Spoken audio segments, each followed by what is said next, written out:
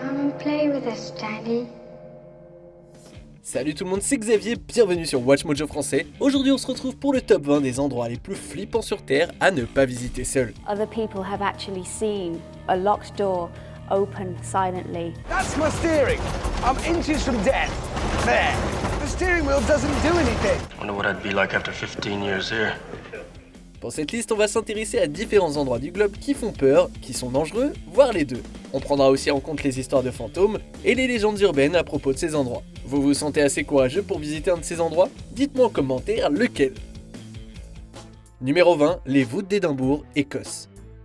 À l'intérieur des arches de Southbridge, construites à travers une vallée de la capitale écossaise dans les années 1780, il y a de sombres chambres, autrefois utilisées comme des tavernes, des ateliers et des entrepôts pour les commerces au-dessus. Sauf qu'une fois tous les commerces partis, c'est la frange la plus pauvre de la population d'Édimbourg qui s'est installée dans les voûtes, et ce sont devenus des lieux à activités illégales, parfois même utilisés par des profanateurs de sépultures. Finalement, les voûtes ont été closes et oubliées pendant plus d'un siècle. Aujourd'hui, des visites organisées montrent les chambres aux touristes, mais faut quand même se méfier des esprits malveillants qui erreraient à ce qui paraît dans les halls. Numéro 19, le Grand Trou Bleu, Belize. Le Grand Trou Bleu de Belize n'est pas le seul de son genre dans le monde, mais c'est le plus grand, faisant 300 mètres de large et plus de 120 mètres de profondeur. Plusieurs plongeurs se sont perdus et y ont d'ailleurs péri. Il y a même une expédition datant de 2019 qui a été jusqu'au fond et qui est tombée sur les corps de 2 plongeurs portés disparus. Non seulement ce trou est dangereux pour les plongeurs inexpérimentés, mais aussi pour la vie marine qui vit autour. Le fond est tellement plein de sulfure d'hydrogène que la vie ne peut pas y subsister longtemps. Malheureusement, de nombreux crabes de récif l'ont appris à la dure. Numéro 18, la colline de Montpellier, aussi appelée le Hellfire Club, Irlande.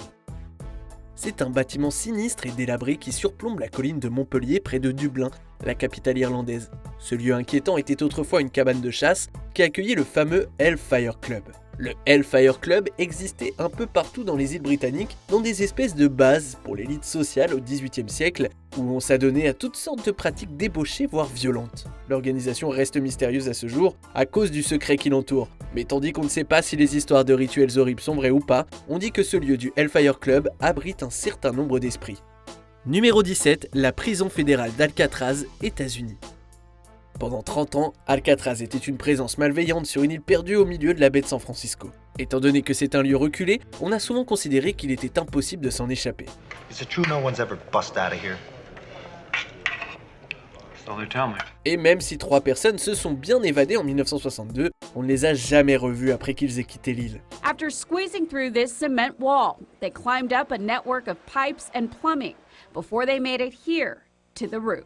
Même quand c'était toujours en usage, Alcatraz était un endroit dangereux et en ruine. Ses prisonniers étaient souvent maltraités et le lieu a été conçu pour être le plus hostile possible. Bien que fermé depuis plus de temps qu'il n'a été opérationnel au final, l'atmosphère hostile persiste. Aujourd'hui, on peut faire une visite guidée de la prison et vivre ses horreurs aux premières loges et rencontrer apparemment les nombreux fantômes qui s'y trouvent. Damn it, Morris, I said get up. Jesus Christ. Numéro 16, Loftus Hall, Irlande. On lui a décerné le prix de la maison la plus hantée d'Irlande pour une raison des plus effrayantes. Située à County Wexford, son histoire de fantôme la plus connue implique le diable lui-même. Ouais, il serait arrivé un soir comme ça pour jouer aux cartes jusqu'à ce que son identité soit révélée. The dark stranger had kicked off his shoes, and instead of regular feet there he had cloven hooves. Satan serait passé par le toit en volant et aurait laissé un trou qui existe encore aujourd'hui. Pendant une bonne décennie, Loftus Hall est resté ouvert pour les âmes courageuses qui voulaient vivre une visite fantomatique. On pouvait même y passer la nuit pour ceux qui voulaient tester leur nerf. En 2020, elle a été mise en vente pour la coquette somme de 3 millions de dollars environ. Désormais, elle attend qu'un nouveau propriétaire s'offre ses halls hantés. Numéro 15, le château de Huska, République tchèque. Ce château flippant alimente une rumeur depuis longtemps, celle d'avoir été construit au-dessus de l'entrée vers les enfers. Rien que ça. Naturellement, ça a donné au château une réputation quasiment inégalée en termes d'entité surnaturelle. Vous pouvez le trouver à la sortie de Prague, ouvert pour tous les visiteurs assez courageux pour y entrer. Il a été bâti il y a 800 ans environ, et il a accueilli beaucoup de membres royaux et de nobles au fil des siècles. La soi-disant entrée des enfers est en fait une fosse énorme et a priori infinie, au-dessus de laquelle le château a été construit. Cette fosse est considérée si horrible que selon la légende, des prisonniers y ont été envoyés à la pêche aux infos et ils sont revenus avec des histoires d'horreur indescriptibles. Numéro 14, le Stanley Hotel, États-Unis. Le maître de l'horreur Stephen King a séjourné dans cet hôtel en 1974, sa femme et lui étant les seuls occupants de tout l'établissement. L'atmosphère glaçante a servi à inspirer Shining, le roman qui a par la suite été adapté au cinéma et est devenu l'un des films les plus effrayants du répertoire de Stanley Kubrick. I want you to like it here. I wish we could stay here forever and ever. Rien que de savoir que le Stanley Hotel a inspiré l'hôtel Overlook, ça fout les chocottes. Situé au Colorado, dans les Rocheuses, l'hôtel serait hanté par de nombreux fantômes. There's someone else in the hotel with us. There's a crazy woman in one of the rooms. She tried to strangle Danny. C'est devenu une destination de choix dans le tourisme paranormal depuis la sortie du livre. Passez-y une nuit si vous l'osez. Is this a haunted hotel? I do think it's very active. Everyone has their own experiences, but you'll have to come here to experience it for yourself. Numéro 13, l'île de Poveglia, Italie. Connue comme étant l'un des endroits les plus hantés d'Europe, l'île de Poveglia a une longue et terrible histoire vieille de plusieurs siècles. Elle a commencé à se faire une réputation à la fin du XVIIIe siècle quand on l'a utilisée comme site de quarantaine pour des victimes de différentes maladies. On rapporte que plus de 100 000 personnes y sont mortes et ont été enterrées ou incinérées sur l'île. Pour ajouter au flip, un asile a été construit là-bas au XXe siècle. Aujourd'hui, Poveglia n'est pas ouverte au public, mais l'asile délabré est toujours là. Le gouvernement vénitien cherche depuis un moment quelqu'un pour redévelopper la zone, mais personne n'a eu le courage de signer un bail pour l'instant. Numéro 12, le château de Bran, Roumanie. Bien avant que le Stanley Hotel n'inspire une légende d'horreur, le château de Bran pourrait bien avoir inspiré une autre icône effrayante. You are now inside the most popular and famous tourist attraction in Romania. Situé en Transylvanie, en Roumanie, le château de Bran a bâti un business entier en soutenant qu'il a inspiré le Dracula de Bram Stoker. Bien qu'il n'y ait pas masse de preuves pour étayer ça, voire aucune preuve que Vlad l'Empaleur y ait déjà séjourné, je vous assure que c'est pas Disneyland pour autant. Il y a eu beaucoup de morts à l'intérieur de ces murs, puisque le château a servi d'hôpital pendant la Seconde Guerre mondiale. Que vous croyez ou non que le château de Bran ait été la véritable demeure du comte Dracula, ça reste une forteresse impressionnante et intimidante en plein milieu du pays des vampires. Numéro 11, l'ossuaire de Sedlec, République tchèque. De l'extérieur, le cimetière de Tous les Saints en République tchèque ressemble à n'importe quel autre cimetière de petite bourgade. Mais sous la surface, on est plus sur une ambiance de repère de tueurs en série. In a small town outside Prague, there is a church adorned with the skeletons of at least 40,000 people. Assembled in the 1800s, each bone was stacked by a single woodcarver. The bones are of people who wanted to be buried on holy land, and this peaceful chapel is their final resting place. L'ossuaire de Sedlec est situé sous le cimetière de Tous les Saints de Sedlec, une bourgade tchèque. Il contient les ossements de potentiellement 70 000 personnes. Les os sont arrangés artistiquement pour former différentes attractions et du mobilier, dont un chandelier composé de chaque os du corps humain. La zone est un site d'enterrement privilégié depuis le XIIIe siècle, et d'ailleurs, il contient beaucoup de victimes de la peste noire et des guerres hussites. These bones had to go somewhere, and so the people doing the work started stacking them in the basement in this chapel. And here they stayed for nearly half a millennium. L'ossuaire en soi a été bâti vers le XVe siècle pour accueillir les os de ceux enterrés dans des fosses communes sur la propriété. Numéro 10, la forêt d'Aokigahara, Japon. Cette forêt japonaise a une réputation extrêmement bouleversante. Elle est très réputée comme étant un endroit où de très nombreuses personnes se sont ôté la vie.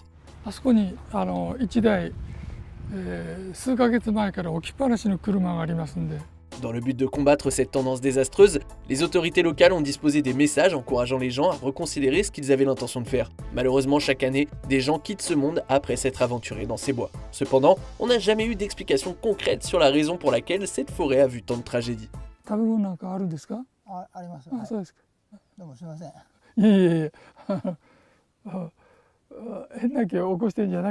Il y en a beaucoup qui pensent que ça prend racine dans le folklore japonais. La forêt en elle-même est belle, mais tout ce qui s'y est passé est on ne peut plus sombre. Numéro 9, le château de Chillingham, Angleterre. Même pas en rêve faut envisager de Netflix and Chillingham dans ce château. Oh que non. Is it haunted? I've heard that it's haunted. I mean, the whole castle is wonderfully haunted, and we're very happy with it and they're happy with us. So you're not at all bothered by the ghosts, Yeah, we're not- supposed ghosts that are here? They're not supposed, they're all for real. Situé dans le nord du Northumberland, ce château médiéval date du XIIe siècle, servant à l'époque de monastère. Il a même été visité par le roi Édouard Ier d'Angleterre à la fin du XIIIe siècle, lors de son voyage pour aller combattre William Wallace. On dit de ce château que c'est le plus hanté de toute la Grande-Bretagne, et sa renommée tient principalement à son occupant, le Garçon Bleu. Am I right in saying this, that he was supposed to be buried alive in the walls? Ceux qui y séjournent entendraient parfois un bruit fort de gémissement, et ils apercevraient un halo bleu au-dessus de leur lit. Cependant, les apparitions auraient cessé après des travaux de rénovation, lors desquels on a découvert les ossements d'un jeune garçon enterré dans les murs. I'm behind the wall. That man was locked here with me. He was locked here with me. I didn't want him here. Numéro 8, l'île de Queimada Grande, Brésil. Pour vous donner un indice de la raison pour laquelle Queimada Grande est sur notre liste, on l'appelle aussi l'île aux serpents. Alors, vous l'avez ? L'île de Queimada Grande est un tout petit morceau de terre situé au large de la partie sud-est du Brésil. Elle croule sous un nombre incalculable de serpents qui se sont retrouvés piégés sur l'île avec la montée des eaux, ce qui a coupé l'accès au continent. C'est le seul endroit sur Terre qui abrite une espèce en danger critique d'extinction, le serpent trigonocéphale insulaire, une vipère très venimeuse et qui se nourrit d'oiseaux. And when showers roll in, birds dive under the canopy of the forest, looking for shelter. On estime que plus de 4000 spécimens de cette espèce résident sur l'île. L'île aux serpents ne peut évidemment pas être visitée par des citoyens lambda, pour des raisons évidentes de sécurité, tant pour les serpents menacés que pour éviter aux humains de devenir leurs victimes. Les seules personnes autorisées sont des chercheurs triés sur le volet et des membres de la marine brésilienne. Numéro 7, la route des Yungas, Bolivie. La santé et la sécurité, la route des Yungas se situe en Bolivie et fait la jonction entre la ville de La Paz et la grande région des Yungas. Del camino de mulas al camino de automóviles. Son surnom fait froid dans le dos. En effet, on l'a tout simplement baptisé la route de la mort pour son manque total de moyens de protection. La route en elle-même est déjà mince, ce qui ne laisse la place à aucune erreur. Mais en plus, il n'y a pas de rail de sécurité, les pentes sont super raides et la zone est régulièrement touchée par de fortes pluies et du brouillard, ce qui transforme n'importe quel trajet en périlleuse expédition. God almighty, that is high. Une nouvelle route a été construite pour conduire, mais ça reste une attraction touristique populaire, surtout pour la super expérience de vélo de montagne que ça offre. Bien que malheureusement, 18 cyclistes y ont perdu la vie depuis 1998. Todos los días es diferente. Tenemos lluvia, nieve, a veces todas las estaciones en un solo día. Numéro 6, les catacombes des Capucins, Italie. Oubliez les catacombes de Paris. Celles-ci se trouvent à Palerme en Sicile et datent du XVIe siècle, quand les moines se sont mis à creuser les cryptes sous le monastère bondé des Capucins. A crypt was created for the wealthiest priest by the archpriest of the time. That's him. Is Giovanni Scalenza, quite rich person, very important. C'est vite devenu un symbole de son statut d'être enterré dans les catacombes des Capucins qui ont été entretenues grâce aux dons versés par les riches parents de ceux enterrés. On estime que les catacombes contiennent 8000 corps et 1252 momies, le tout étant complètement visible du public, parfois même placés dans des postures variées. Was sealed for 8 months while the corpses drained. Then they were washed with vinegar and stuffed with straw. Finally, they were dressed in their clothes and placed in the corridors of the catacombs. Chaque corps se voit catégorisé dans différentes sections des catacombes, dont la partie des hommes, celle des femmes ou encore celle des enfants. Les catacombes sont aussi connues pour abriter Rosalia Lombardo, une enfant âgée d'1 an à sa mort et dont le corps est conservé dans des conditions absolument exceptionnelles. The catacombs received their most cherished saint in 1920. When the body of a little girl was brought in by her family, she had been mummified by a secret process which to this day remains a mystery even to the Capuchin monks. Numéro 5, la porte des enfers, Turkménistan. Il semblerait que la porte vers les enfers existe et qu'elle se trouve au Turkménistan. Le village de Dervezé abrite le cratère de Darvaza. I was looking down, I was looking around, and it looked like a doorway to hell. Un cratère de gaz accidentellement créé en 1971 lorsque des ingénieurs soviétiques ont voulu forer lors d'une prospection minière. Craignant que de dangereuses émanations de méthane ne s'échappent, les ingénieurs ont décidé de mettre le feu au cratère avec l'idée de cramer toute la réserve de méthane. Sauf que depuis, le cratère ne s'est pas arrêté de brûler et malgré les décennies, il ne semble pas montrer de signe de ralentissement. Donc maintenant, en plein milieu du désert de Karakoum, il y a un trou de 70 mètres de diamètre continuellement en feu. Naturellement, le site est interdit aux touristes et à presque tous les documentaristes. En même temps, ça serait ballot de tomber en enfer, non? Because if you're gonna go dine with the devil, you might as well make some s'mores too, right?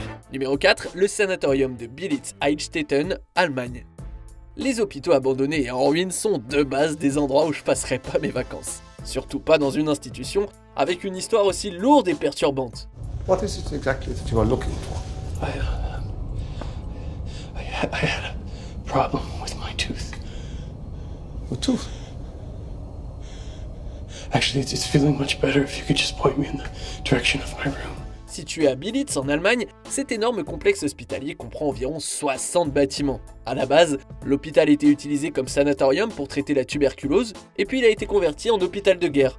Durant la Première Guerre mondiale, il a accueilli des soldats blessés de l'armée impériale allemande, dont Adolf Hitler, quand celui-ci fut blessé lors de la bataille de la Somme. Plus tard, le lieu a été occupé par l'armée rouge pendant la Seconde Guerre mondiale, et c'est resté un hôpital militaire soviétique jusqu'aux années 90. En grande partie, l'endroit est devenu une ville fantôme délabrée. En même temps, c'est totalement à l'abandon depuis 1994. Do you know what the cure for the human condition is?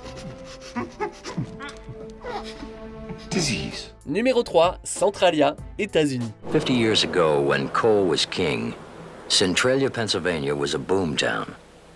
People were optimistic, jobs were plentiful, and the future seemed bright. Il y a un coin de Pennsylvanie qui est en feu depuis 1962 en gros. Au début des années 60, Centralia était une ville d'environ 1500 citoyens, mais la région a subi un terrible feu de mine de charbon qui devrait continuer pendant encore 250 ans selon les estimations. Regardless of how it happened, this fire quickly grew out of control. Remember, this wasn't just a small shaft too. The coal mines in the area were all interconnected, and it was an enormous labyrinth under the town of Centralia. Les plus gros effets néfastes n'ont pas été connus avant 1981, quand une doline est apparue d'un coup et a pratiquement tué un garçon de 12 ans. Le gouvernement a racheté les demeures de la plupart des habitants et les a relogés, et il ne restait que 63 personnes en 1990. Aujourd'hui, la ville abrite moins d'une dizaine de personnes, et on a disséminé de nombreux panneaux pour avertir des dangers de possibles effondrements soudains du sol ou des niveaux mortels de monoxyde de carbone. Avant, il y avait une autoroute du Tag qui était une attraction touristique, mais celle-ci a été repavée en 2020. The former ruins of Highway 61 remain, now known as the Graffiti Highway, literally covered with spray paint dating back to the 70s and 80s. Numéro 2, l'île des poupées, Mexique.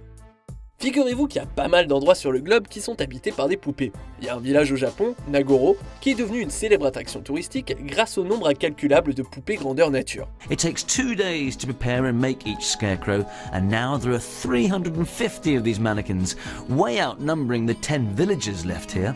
Mais de tous ces endroits, le plus flippant est sans aucun doute la Isla de las Muñecas, située sur le canal de Xochimilco à Mexico. L'île contient plusieurs centaines de poupées dont la plupart sont pendues aux branches des arbres. It looks like a scene from a horror movie. Hundreds of dolls strung up and hanging from trees. La légende dit que l'esprit d'une jeune fille hante l'île, obligeant son propriétaire à accrocher des poupées aux arbres pour calmer ce fantôme. He found the dolls in the canals and in the trash. He started hanging them up to protect him and to try to scare away the spirit of the girl. Le proprio est mort en 2001 et l'île est devenue une attraction touristique, même si des habitants de Mexico refusent encore d'y aller par superstition. On arrive presque à la fin. Nous publions de nouvelles vidéos chaque jour, alors avant de continuer, abonnez-vous et activez la petite cloche et les notifications sur téléphone pour ne rien rater. Numéro 1, Pripyat, Ukraine. Уважаемые товарищи, городской совет народных депутатов сообщает, что в связи с аварией на Чернобыльской атомной электростанции в городе Припяти складывается неблагоприятная радиационная обстановка. Sans doute la reine des villes fantômes. Pripyat est ce qu'on appelle une ville nucléaire, abritant les employés de la centrale nucléaire voisine de Tchernobyl. Des milliers de citoyens y vivaient avant le fameux accident qui s'y est produit dans la nuit du 26 avril 1986, propageant des taux incroyables de radiation dans la région, et notamment à Pripyat. In the instant the lid is thrown off the reactor, oxygen rushes in. It combines with hydrogen and superheated graphite. The chain of disaster is now complete. La ville n'a pas été évacuée tout de suite, bien que des dizaines de personnes soient tombées malades, montrant des signes de contamination aiguë aux radiations. L'évacuation a fini par être ordonnée 36 heures après la détonation. Depuis, la ville reste abandonnée en ce qui concerne les habitants sur le long terme, même si des autorités gouvernementales continuent à travailler dans la zone et qu'il y a maintenant du tourisme limité. Pripyat fait aujourd'hui partie de la zone d'exclusion de Tchernobyl. Evidence in the form of mild nuclear radiation had already reached beyond the Soviet borders to Scandinavia. Que pensez-vous de notre sélection ? Dites-le moi dans les commentaires et checkez ces autres super vidéos de WatchMojo français.